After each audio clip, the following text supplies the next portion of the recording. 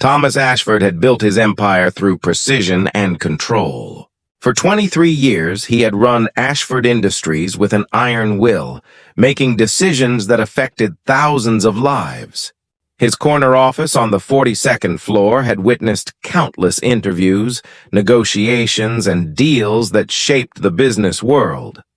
But nothing had prepared him for what was about to walk through his door that Tuesday morning. His assistant had scheduled 3 interviews for the senior marketing position. The first candidate had been impressive, the second mediocre. Thomas glanced at his watch. The third appointment was running late. He felt his jaw tighten with irritation. Punctuality was non-negotiable in his world. Then came a soft knock. Not the confident rap of a professional, but something hesitant, almost apologetic. "Come in!" Thomas called out. His tone clipped. The door opened slowly, and Thomas looked up from his papers, ready to deliver a stern look about the importance of being on time. But the words died in his throat. Standing in the doorway was a little girl, no more than 5 years old. Her blonde hair was pulled into 2 uneven pigtails, and she wore a gray cardigan over a pink dress with a frayed hem. In her small hands, she clutched a brown leather folder against her chest like a shield. Her blue eyes were wide with uncertainty, but there was something determined in the set of her small jaw. Thomas sat frozen, his mind struggling to make sense of what he was seeing. "Hello?" the little girl said quietly, her voice barely above a whisper. "My mom's sick, so I came instead." For a moment, Thomas could only stare. In all his years of conducting business, he had never encountered anything remotely like this. His first instinct was to call security, to find out how a child had gotten past the reception desk. But something stopped him. "Your mother," he said slowly, setting down his pen. "She was supposed to interview for the marketing position?" The girl nodded, taking a tentative step into the office. "She's been preparing for weeks. But she woke up this morning with a really bad fever. She was crying because she said this was her only chance." The little girl's voice trembled slightly. "So I told her I would come and explain. I know the address by heart because she practiced the route with me so many times." Thomas felt something shift inside his chest. He had children of his own, now grown and scattered across different cities, pursuing their own lives. But he remembered when they were small, remembered their unwavering faith that their father could fix anything. "What's your name?" he asked, his voice gentler than it had been all morning. "Emma," she replied, still clutching the folder. "Emma, why don't you sit down?" Thomas gestured to the leather chair across from his desk. The same chair where executives and consultants had pitched million-dollar ideas. Emma walked forward with careful steps, her shoes making soft sounds on the polished floor. She climbed onto the chair, her feet dangling well above the ground. She placed the folder carefully on the desk between them. "My mom's name is Rachel Barnes," Emma said, her words measured and practiced. "She has 8 years of experience in digital marketing. She worked at Morrison Tech until they downsized 6 months ago. Since then, she's been taking freelance projects and taking care of me." Thomas reached for the folder and Emma pushed it toward him. Inside, he found a meticulously organized portfolio, a resume printed on quality paper, letters of recommendation, samples of marketing campaigns with impressive results. But there was something else too. A handwritten note on lined paper, the kind from a school notebook. The note read, "Mr. Ashford, I am so sorry for missing this interview. My daughter Emma insisted on bringing my portfolio to explain. I know this is completely unprofessional, but I am desperate for you to know that this opportunity means everything to us. I am a single mother who has been trying to rebuild her career while being there for my daughter. If you could find it in your heart to consider rescheduling, I promise I will prove that I am worth your time. Respectfully, Rachel Barnes." Thomas looked up at Emma, who was watching him with anxious eyes. "Your mom wrote this morning?" he asked. "Yes.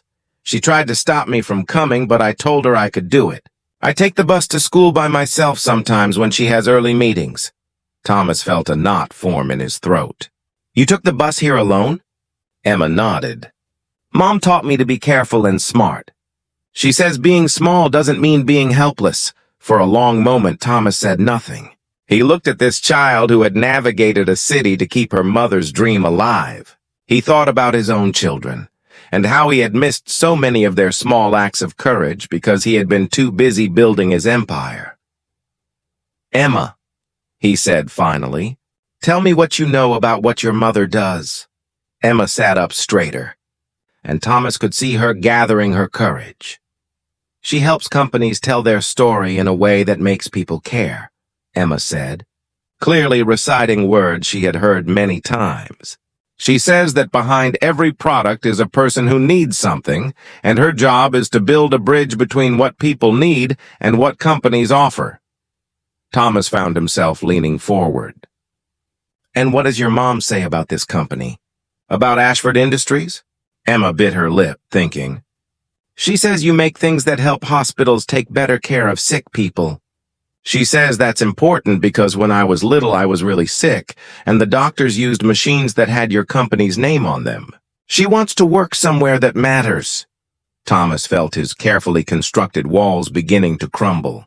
He had spent decades making decisions based on logic, on profit margins, and strategic advantage. But sitting before him was something his spreadsheets could never capture. Raw, unfiltered human courage and love. Emma, does your mother know you're here right now? Emma looked down at her hands. She was sleeping when I left. The fever medicine makes her tired. I left a note. Thomas stood up, walked to his phone, and called his assistant. Margaret, please come in for a moment. When Margaret entered and saw Emma, her eyes widened in confusion. Thomas quickly explained the situation. I need you to get Emma something to eat and drink, Thomas said, and call this number. He handed Margaret a piece of paper with Rachel Barnes's contact information. Tell Ms. Barnes that her daughter is safe, that she's here in my office, and that I'm sending a car to bring her here. After Margaret left with Emma, Thomas sat back in his chair and did something he rarely allowed himself to do. He reflected. He thought about what mattered, about the kind of world he wanted to leave behind. He had spent so long measuring success by numbers that he had almost forgotten that behind every number was a person, a family, a story. An hour later, Rachel Barnes arrived, her face pale and drawn, wearing clothes clearly thrown on in panic. She rushed into his office, immediately pulling Emma into a fierce embrace.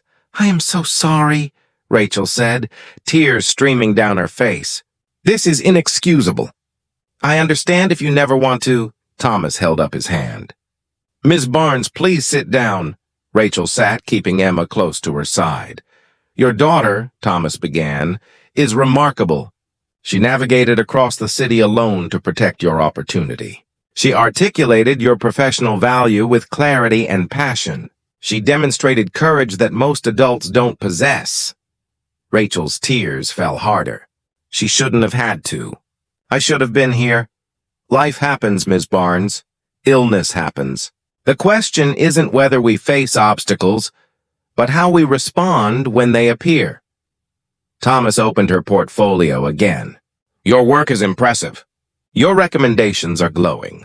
But what convinced me wasn't any of this. He looked at Emma, then back at Rachel. What convinced me was seeing the kind of person you've raised. Because that tells me more about your character, your values, and your priorities than any interview ever could. Thomas picked up his phone and called Margaret again. Please prepare an offer letter for Ms. Barnes. Senior marketing position, starting salary at the top of the range we discussed. Rachel's hand flew to her mouth. You're offering me the job? I am, Thomas said simply. But I have one condition. Rachel nodded, unable to speak. When Emma does something brave or kind or remarkable, I want you to take a moment to stop and acknowledge it. Because we get so caught up in surviving that we forget to celebrate the extraordinary moments. Don't make the mistake I made with my own children. As Rachel and Emma left his office that day, Thomas stood at his window, looking out over the city. He had made thousands of decisions in this office, but he knew that this one would matter in ways the others never had. 3 years later, Rachel Barnes would become his director of marketing, leading campaigns that transformed the company's public image. But more importantly, she would become a friend and a reminder of what truly mattered. And sometimes, when Thomas needed to make a difficult decision, he would remember a little girl with uneven pigtails clutching a brown folder, who had taught a millionaire CEO that the greatest strength isn't found in power or wealth, but in love and courage. If this story touched your heart, please like, share, and subscribe. Leave a comment telling us about a time when someone's courage inspired you to see the world differently.